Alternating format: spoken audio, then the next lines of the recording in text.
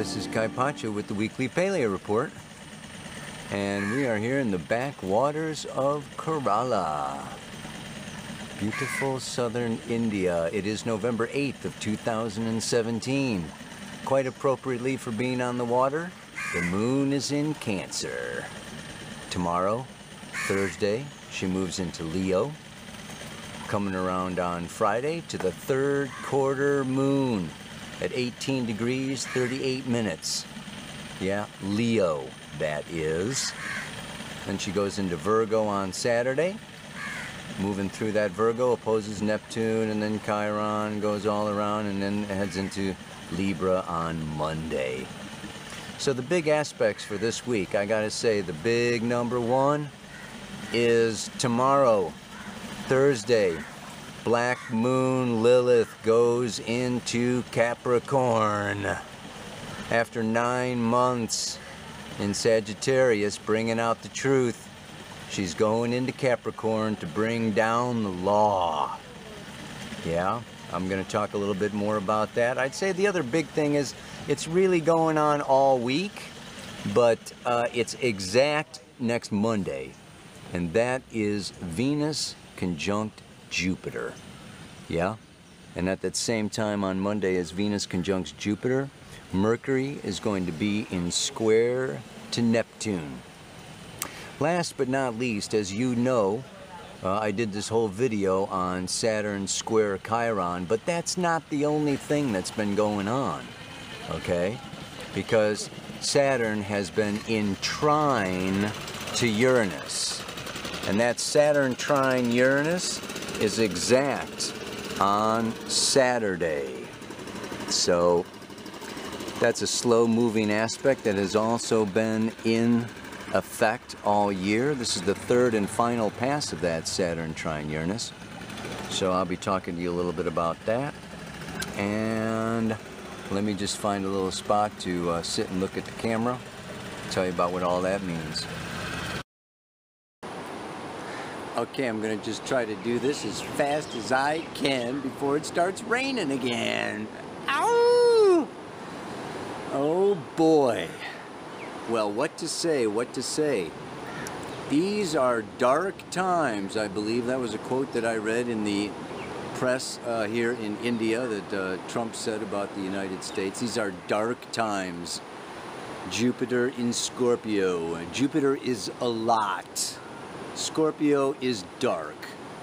So he was calling it accurately in that case. And now we have Venus coming up to Jupiter. But before I get to this Venus-Jupiter conjunction, along with the, Mercury-Neptune, but, we just want to look at the whole picture. But I really want to look at Black Moon Lilith now, because this is a big change. She spends 9 months in a sign. Okay, so February to November through Sagittarius. Bringing up the shadows around lies, around deceit, around, the need for the truth to emerge out of the shadows, okay, out of the inner realms of betrayal and lies and hiding and cheating into the light, of exposed reality, whether it's, the media and the newspaper, or, your business, financial or romantic relationships, whatever. It's like truth serum, everybody needing to take a little dose of that these last 9 months. And now she's moving into Capricorn. And Capricorn has to do with boundaries, with consequences, with law, with time. I mean, this is like serious. This is authority. This is institutions and governments, the shadow side of these things. While she's there from now until August, okay, November to August is our 9 months here of Lilith transiting through the sign of Capricorn. She's going to hit Pluto. It's going to be big, okay? She's going to be joined by Saturn next month in December. Saturn goes into Capricorn. So I don't see things lightening up, in the near future. I don't see things lightening up for, a long period of time. I mean, I still need to do a 2018 forecast. I'll get on to that as soon as I have a minute to breathe. But, really, for these next few years, I think I've mentioned it before, okay, you know, it's like Saturn's approaching Pluto, Jupiter is approaching Pluto. These are, you know, balsamic, finish, close, final phases of big, long, huge, multi-year cycles, okay? So, you know, it's really 2020 when we have that Jupiter-Saturn-Pluto conjunction in Capricorn. Things are culminating, finishing, bubbling up to the surface, needing to like be taken care of, that have been, you know, started or initiated, begun or ignored or denied for that whole long periods of cycles. It's been, I think it's been like over 2,000 years since we have had a Jupiter-Saturn-Pluto conjunction. But you know what? That's a whole nother video. Right now I'm going to stay on point. I'm going to stay on task. And I'm just talking now about Black Moon Lilith. What I see shadow is limiting core beliefs that we have about ourselves, that we avoid or deny or suppress or hide. Yeah? And so what is that in Capricorn? Okay, the limiting core belief would be, all right, that Capricorn has to do with duty, with being treated with respect, honoring our elders, honoring, being able to honor our institutions, yeah, and our external authority figures and governments and, you know, businesses and corporations, and really pulling these things. It's all about integrity. So that, you know, the fact is, or the truth is, okay, that we may feel, okay, guilty or inadequate, or, you know, like I haven't succeeded, or I'm not old enough to be treated with respect, okay, or I don't deserve respect. So it's like it's calling each and every one of us individually and collectively, business-wise and socially, into responsibility, taking responsibility for our lives and for what we have created, and then taking the next step. Yeah, Capricorn is a cardinal sign. Brahma, create, initiate, take steps to secure, okay, a solid future, set goals, make commitments, step up and have character enough to either make it or break it, say yes or say no. No more sitting on the fence. We're kind of done, okay, with the Gemini Sagittarius mutable polarity here, you know. I mean, some of us are. Neptune is still moving through Pisces. That's why I say that, because if you've got planets in mutable signs, particularly, you know, personal planets, okay, and you're getting a Neptune hit, you know, around 11, 12, 13 degrees of the mutable signs, you know, personal planets there, you're still kind of in a space of what? Huh? Who? Me? So, but even that's going to fade away, right? Bring up your illusions and let them go. But, you know, I want to get to the mantra today. I want to get to this Venus-Jupiter, because I'm just really seeing another side here, yeah? I mean, Venus can also have a lot to do with money. It's the ruler of Taurus. And money is the root of all evil, right? You know? I mean, I like to look at money differently myself. I see it as energy, just like nuclear energy or gunpowder or a hammer. We have things of power. Scorpio is about power. And they can be tremendously good, or they can be tremendously bad. So money is energy that can be used for tremendous good, and it can be used for tremendous bad. But one way or the other, when it comes into Scorpio, it's shared money. It's not my stash. It's not my personal money. And it's kind of what I'm needing to pay, or what the piper is demanding. Okay, it's taxes. You know, it's like, you know what, pay up. And Jupiter Venus over here can be big debt. And it can be people wanting a lot. And not just money. Like I said, money is energy. You can be in relationships now, whether they're business or sexual or emotional or family, okay, or just, you know, at work, whatever. This is where, you know, this can, you know, money issues can come up. And time is energy. How much time are you going to put into this? How much time have you got for this? How much time you have to put into it, how much money you have to put into it, is a direct correlation to how much you value it.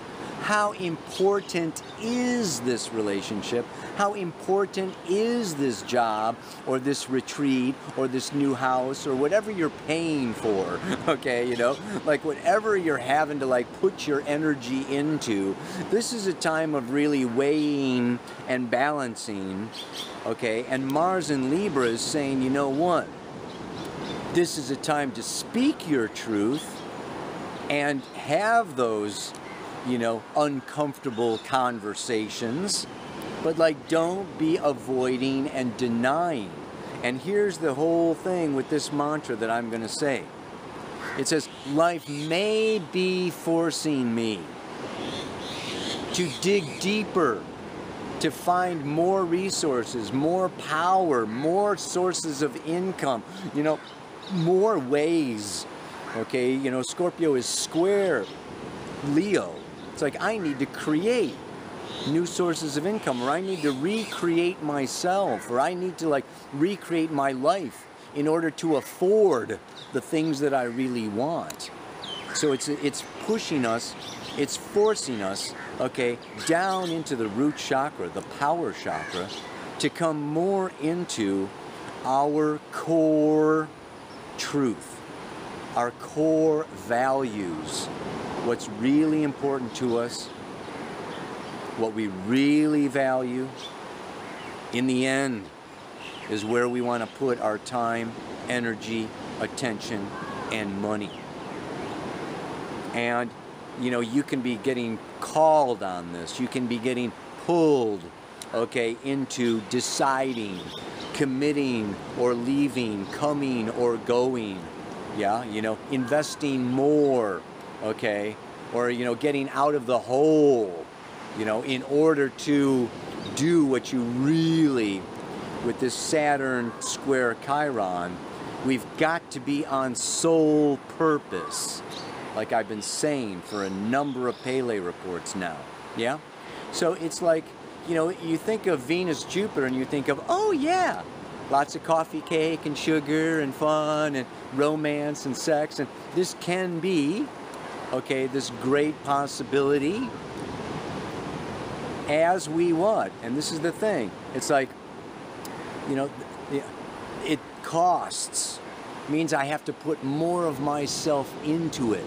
And if we're in the right place in the right time with the right people, and they're putting themselves into it, it's time for both of us to put ourselves totally into it. Well, what do you get out of that, man? Boom! Yeah? 2 times 2 equals 5,000. You know, it's like, so if you are in the right place, right time, right person, right people, this can be a time where you merge and unite your resources, your finances, your emotions, your bodies, your, you know, and it's just like, whoa. Yeah, it can be a time of marriage and unity and abundance as a result of committing and going into that. Scorpio is a fixed sign, okay? And all you got to know is that it's going to always, you know, there's always going to be, you know, life in Scorpio is always, evolution is always calling each of us to be more. So like, Jupiter in Scorpio is stretch, be bigger. And the other side of Scorpio, like I mentioned briefly, you know, last week, is conflict. Conflict. Jupiter in Scorpio can be more Jupiter, conflict, Scorpio. What's important to me is not important to you. What's valuable to me is not valuable to you.